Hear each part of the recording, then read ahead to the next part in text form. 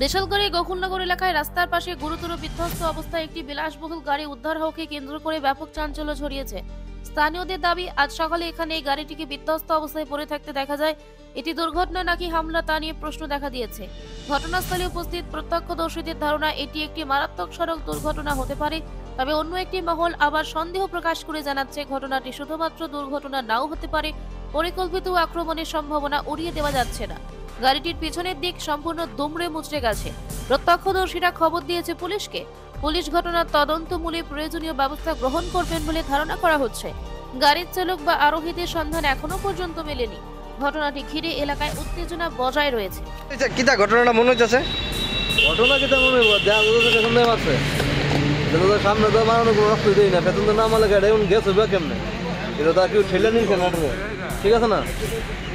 ওইটা পেছন তো মাইরের দায়িত্ব না, এটা হয়েছে, কিন্তু সামনে তো কোনো গাড়ির সবটা দাগও নাই। এটা কোন জায়গা? এটা হচ্ছে রাস্তা মাথা।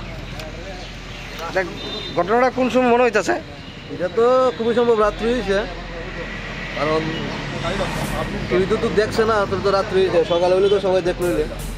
প্রশাসনকে আইছে না এখনো তো কেউ আইছে।